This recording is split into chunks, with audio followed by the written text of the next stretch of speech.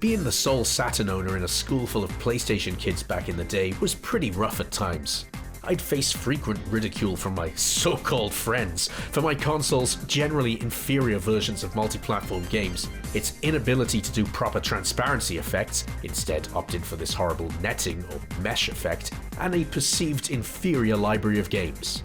I loved the Saturn and its exclusives, but it was hard to argue I was winning when faced with heaps of current and upcoming PSX exclusives including Final Fantasy VII, Crash Bandicoot, Tenchu Stealth Assassins, and Metal Gear Solid. But screw those guys, I thought to myself, as throughout the lifespan of the Saturn I had the unwavering belief that a next-gen 3D Sonic game would appear at some point and blow everything else out of the water, completely justifying my purchase in the process. But it didn't play out like that. Let's do a quick Sonic on Saturn history lesson. If you want, you can jump straight to the review with the timestamp on screen now. The planned mainline 32-bit Sonic game, the edgy-looking Sonic Extreme, was cancelled in 1996, and it was a huge gut punch at the time. Although if you go back and look at the footage of it now, it didn't look great. That release void was then filled with a hasty port of the Mega Drive or Genesis title, Sonic 3D. Check out my video review. Which, despite some new 3D special stages which showed what a Saturn Sonic game could be, it was basically the same game as its 16-bit counterpart, and hardly a showcase of what the 32-bit hardware could do. Next was Christmas Nights. Yep, Christmas 1996 was Sonic's brief appearance in Christmas Nights into Dreams. A fun festive treat, sure, but it was a brief, basically festive reskin of the Nights demo. Then, in the summer of 1997, we got Sonic Jam, a compilation containing arguably the best ports of the classic 2D Sonic games ever released, coupled with loads of videos, images, and audio from Sonic's less than 6-year history up until this point. The main selling point of this game, though, was Sonic World, an open-world area that let you explore and complete missions in a fully 3D Green Hill Zone. It looked and played great, and I would have loved to have seen it as a full game, but unfortunately you could beat everything this mode had to offer in under an hour, so it was not very substantial and was really more of some sort of 3D Sonic the Hedgehog cock tease than anything else. By this point in time, the Saturn was going down in flames. Its days were clearly numbered, even to its most ardent of supporters. But as the Sega magazines began their transition towards the future and the next generation of Sega hardware, there was one last hope for a good, proper next-gen, or current-gen by this point, Sonic game on the Sega Saturn. And that was Sonic R in the winter of 1997. A 32-bit Saturn Sonic game? Check. Fully 3D? Check. Platformer? No. Sonic R was a racing game, although it did include platform elements, but there was still a fair amount of hype around this game in the run-up to its release. To me at least, it felt like a bigger deal than your average Sonic spin-off title, perhaps because we were starved of true 32-bit Sonic content at the time. Developed by Traveler's Tales of Sonic 3D Blast fame, the game was touted to feature some of the best graphics on the Saturn to date, including more advanced lighting, reflections in water, fade-in scenery as opposed to pop-in, and true transparencies. In a Saturn game. And yeah, in the run-up to its release there was a fair amount of hype. Not as much as a mainline Sonic game, but there was certainly a buzz about it. Although that's perhaps because I got most of my news from Big Sega pushing their hedgehog agenda on me. But regardless, it worked, and when I got my copy on Christmas Day in 1997, I really enjoyed it. I played the ever-loving fuck out of it, unlocking every character and playing its handful of courses and their mirrored counterparts over and over again. Sure, it didn't have the depth of a mainline game, and I would have much preferred a platformer instead, but for what it was, I had a great time, and it certainly scratched that infectious blue itch until the release of Sonic Adventure on the Dreamcast. But all of that was over 27 years ago at the time of recording. I haven't touched it since then, apart from playing it very briefly on the Sonic Gems collection in 2005. Fuck, how was that 20 years ago? Anyway, how has it held up in that time? Let's find out with my review of Sonic R for the Sega Saturn. If you enjoyed the video, please hit the like button. It helps more people see the video on their feeds, and in turn helps the views and helps me. And consider subscribing if you're new here and want to see more high quality Sonic and Sega videos like this one. Cheers! Man, is this section gonna be short. Found within the manual and not represented on screen at all is the story of Sonic R, Western version. Basically, Sonic and Tails are racing around on a between-adventure vacation when they spot a sign advertising a World Grand Prix. Tails is well up for it, but Sonic is disinterested, until he sees Eggman is also competing. So he's like, fuck it, sign me up. Amy and Knuckles see the same ad too and also decide to get involved. Meanwhile, Eggman is watching with glee from a satellite, and to quote the manual directly, Robotnik snickers in delight. Now that you have fallen into my trap, Sonic, trap being a race, I will finally have the Chaos Emeralds and beat you at the same time. With my new hover machine and these. Robotnik looks to his left at a row of gleaming eyes gazing back at him. Nothing can go wrong, ha ha ha ha. So I guess the plan is to get the emeralds and use these new bots to defeat Sonic and have a race, which either, I don't know if you need the race to get the emeralds or you can win the race because of the emeralds, I'm not sure. But whatever, there's the plot, onto the game. Sonic R is a bright, colourful and generally nice looking 32-bit 3D title. It features vibrant stages that are unique to the game, as they haven't appeared in the series before or since, but are based around familiar Sonic-y level themes, making them recognisable to anyone who knows the franchise. Resort Island has Green Hill vibes right down to the loop. Radical City has a large pinball table reminiscent of Casino Night. Regal Ruin is very much Sandopolis, perhaps with a sprinkling of Sky Sanctuary. Reactive Factory is a pretty standard Eggman base type setting, and then Radiant Emerald is a special stage inspired course. They all look good and are very distinct from one another, which is very important when your game has a meager 5 courses, more on that in a bit, but perhaps the most impressive part of the visuals is the previously thought to be impossible fade-in scenery on display here. On a console largely thought to be incapable of transparencies and fade-ins like this, you'll find very little pop-in in Sonic R, thanks to some new use of the tech that Traveler's Tales managed to develop and pull off. As mentioned, there was a lot of hype around this feature in the run-up to its release, and it is really impressive to see it successfully pulled off in the finished product. Hardware limitations at the time meant that the draw distance isn't super far away in single-player mode, but I found it to be sufficient, and that the fade-in against detailed backgrounds with water reflections and varied lighting always made for a visually interesting set of courses that didn't feel foggy, despite their limited draw distance. The game features 10 playable characters, which we'll get into in the next section, but they all have pretty decent character models, kind of in line of what you'd expect from the hardware limitations of the era. Some of them look a little goofy, for example Metal Sonic's eyes or Knuckles' wild dreadlocks, which point out behind him, resulting in a look that suggests like he's just got out of bed 5 minutes before the race started. The in-game running and driving animations are fine, as are their victory or defeat poses. Overall, Traveler's Tales have once again, as they did with 3D Blast, delivered a great looking game exceeding on what was thought possible from the hardware it was on at the time. Oh, and I forgot to mention it, but there is the odd really nice visual flourish here and there too, such as the flock of flickies at the beginning of Resort Island, or the transparent floor of Radiant Emerald.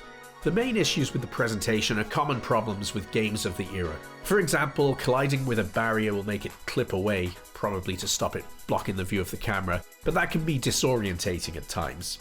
Also, it runs at a stable 30 frames per second, so that's something, and I didn't encounter any noticeable slowdown. Overall, for a 1997 Sega Saturn release, this one looks pretty great. Sonic R is a racing game with a roster combining characters that run on foot, hover, and drive in vehicles. But before we get to the specific characters, let's have a quick look at the modes on offer. The main campaign, I guess, is the Grand Prix. I'm just being silly. The Grand Prix. But don't expect a series of races here that will land you a spot on the podium, or not, depending on your performance. Instead, each course is selected one at a time, in any order, with 4 available from the offset, plus a 5th unlockable one. Finishing first place in each of these, as any character, will open up the 5th course, and beating that level in the top spot will see the credits roll. Sounds short? Well, it is. But the courses also have 2 optional side quests to get the true ending. One is to locate 5 Sonic coins or medals during your 3-lap run, then finish the race in the top 3. Doing this will see you face off against a new foe in a head-to-head race. Beating them will then unlock them as a playable character. The other objective is finding the Chaos Emeralds. There are 1 or 2 per level, and you need to find them, grab them, and finish in first place in order to collect them. Hunting these emeralds adds a platforming element to the game at times, further teasing what a potential 3D Sonic platformer could have looked like on the system. Anyway, getting all 7 Chaos Emeralds will unlock Super Sonic as a playable character, and assuming you have all the other characters unlocked too, you'll get one final, pretty epic and challenging race through Radiant Emerald, against a particularly fast Metal Sonic and Metal Knuckles, while the main theme, Super Sonic Racing, plays. More on the music later, but it's pretty cool. It's a great final course. Oh, and a side note, if you're struggling with any of the head-to-head races against the unlockable characters, just unlock Super Sonic first and then go back and race them. He's overpowered as fuck, and it makes unlocking everyone an absolute breeze. So how does this game play?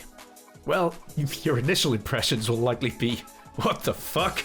I can't play this, as your character sways around the screen like the town drunk, but you'll eventually settle into the initially loose-feeling controls. Controlling Sonic's acceleration with a button like he's a weird two-legged car is a little jarring at first, and tapping left or right can give quite sharp movements in either of these directions, making it hard to position him to go in a straight line. This is particularly evident when you're trying to collect a trail of rings, for example. He swerves around the track like me running home from the pub to avoid the rain after 8 pints of a mid-strength IPA.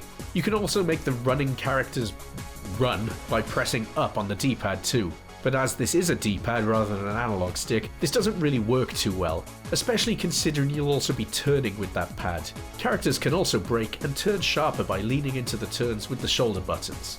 The more you play, the more you obviously get a feel for it, and I was getting pretty decent runs by the end of it. Not that you can tell from the gameplay footage, I'm sure, but it never really stops feeling a little loose and awkward though. Let's talk roster now, because the characters on offer here have different moves and handle in different ways. The game starts out with Sonic, Tails, Knuckles and Amy, alongside an unlockable Eggman, Metal Sonic, Metal Knuckles, his debut, an Egg Robo, and the now infamous dead-eyed nightmare fuel that is the Tails doll. His lifeless body is dragged around the course ragdoll style, seemingly by the gem above his head. Although he does have a victory animation, so maybe there is a soul in there somewhere. They all have different strengths and weaknesses when it comes to speed and handling, and then some other unique perks. For example, some of them, Sonic, Tails and Knuckles, can roll into balls when pressing down while going downhill. Sonic can also double jump, Tails can fly, Knuckles can glide, Eggman, in his Eggmobile, can shoot missiles, and Amy, who drives a little car, can boost occasionally and hover over water, and so on. I dabbled in all the characters during my playthrough, and I ended up with Sonic and Tails being my mains. And although all the characters have unique strengths and skills, I didn't find them to be particularly well balanced between each other. For example, Amy has great handling and can hover over water, allowing her to access additional shortcuts, but she's slow as fuck, and I can't imagine beating the whole game as her, even if you made it your life's mission to get good with the pink hedgehog and Sonic R. Let's use that to segue into some of the gameplay criticisms, because first off, there's no incentive to get good with any of these lesser characters. You can 100% the game with the best characters, so what's the motivation here to play as any of the crapper ones, aside from maybe you like the character? Ultimately, it doesn't matter who you play as to beat the game, just as long as you beat Radiant Emerald as Super Sonic at some point to unlock the true ending. Which, spoiler alert, is this still image. And that's the biggest issue with this game for me, the lack of content. The 5 courses are all good and feature plenty of shortcuts and branching routes, but the laps are about a minute long, much shorter in some cases, meaning you can beat them all in about 20 minutes. The medals and emeralds add a bit more playtime, but I reckon you could go from your first ever race to 100% completion in about 2 hours. A simple to implement inclusion could have been a mode where the GP flows through all 5 courses in sequence, where you have to play as the same racer from start to finish, and then maybe by completing the GP, first it unlocks another ending still for that character, and then maybe a little gold medal or something next to the character select icon to show you've beaten the game as them. At least that would give some incentive to play as all the racers. But no, it's not in there. Outside of the Grand Prix, there are some time trial modes, including a reverse mode, which doesn't really work. You run around the tracks in the opposite direction, but none of the arrows or boost pads are flipped accordingly, which makes things confusing. Also, there are no other races, so it all feels quite dull, and it's easy to get lost or trapped. For example, by running down a shortcut from the main mode, going the correct way, but then ended up in a locked, unopenable door at the end of it because there are no rings in this mode. Then there's a mode where you have to find and burst 5 balloons for some reason. There's no time limit here, so it's not very exciting. And finally, there's a tag mode where you run around the course in all directions, trying to tag the other racers. It's okay, I guess, but can cause similar trapping problems to the reverse mode. I get it, like, they've tried to pad the game a bit with these 5 courses, but this stuff will likely entertain you for all of 10 minutes, if that. Finally, there's a 2-player split-screen mode. I didn't capture any footage of it for this review, as obviously no one wanted to play Sonic R with me split-screen. But it's unplayable. The draw distance is so short you can't see where you're going, like, at all. Objects fade into view about a foot in front of your character, so there's no point in wasting your time here. In gameplay summary then, great courses, a nice roster of characters, but there's only 5 of said courses and some of the characters don't feel balanced at all. Some dodgy controls too, but you will get used to them. Moving on. Firstly, the sound effects are exactly what you would expect from a Sonic game with rings, springs, and so on, but the music was a huge departure from the series' norm at the time, as for the first time in the series, the soundtrack featured vocals. Composed by Richard Jacks along with vocal performances from TJ Davis, I remember this soundtrack getting a lot of shit at the time. But honestly, I had no issue with these songs then, or now. They're all earworms. Living in the City has been stuck in my head longer than Cooper was trapped in the Black Lodge, and much like that particular FBI special agent, I'm not sure I've ever escaped from these tracks, or if I ever will, even when decades have passed without me hearing them. They're all catchy as fuck, but I think the main issue with them stems from the fact that you have to listen to them over and over and over again. Like, in the most recent playthrough, it took me at least 4 attempts to beat Metal Sonic. I found him to be the hardest one, which meant I had to play Resort Island 8 fucking times in a row. Which of course meant I had to hear Can You Feel the Sunshine, or whatever it's called, back to back for almost half an hour. It's enough to make you want to launch your console out of the window. But that's not me throwing shade at the songs in particular. I wouldn't want to listen to Bad Religion's Generator on repeat for half an hour, and that's one of my favourite songs of all time. I mean, I wouldn't want to do that with any song ever written. It's mental behaviour. Anyway, where was I? I like Sonic R's infectious pop songs, but they will drive you nuts, especially when you mostly hear the main 5 songs from the courses over and over and over again. Now, no shade at all at TJ Davis. I loved seeing her perform these bangers at Sonic Symphony last year. But thankfully there is an option in this game for instrumental tracks, which I strongly recommend switching to if you're going to be playing this game for a while. Despite some fiddly controls and unbalanced races, there is fun to be had with Sonic R. The courses are all unique, visually pleasing and packed with shortcuts and secrets, but there's only 5 of them. The roster includes some deep cuts and obscure characters, including some series debuts, but there's very little incentive to play as them. Some people shit all over Sonic R, but I don't think it's a particularly bad racer. The gameplay can be fun and the visuals are really impressive for a 1997 Saturn game, but there's just not enough to do here. Double or triple the number of courses and have a proper series of Grand Prix races and maybe we'd be onto something here. But sadly there's just fuck all on offer as it currently stands. So some fun to be had here, but not enough of it. But what did you think of Sonic R? Have you even ever played it? Is it a sloppy mess or a harshly judged forgotten gem? Or just strictly average? Would you welcome a re-release? Do you enjoy the soundtrack or does it drive you up the wall? Let me know in the comments. As always, thank you so much for watching this video. If you enjoyed it, hit that like button as it helps me out a lot, and subscribe if you're new for more high quality evergreen Sonic and Sega videos. Thanks a lot, and I'll see you next time.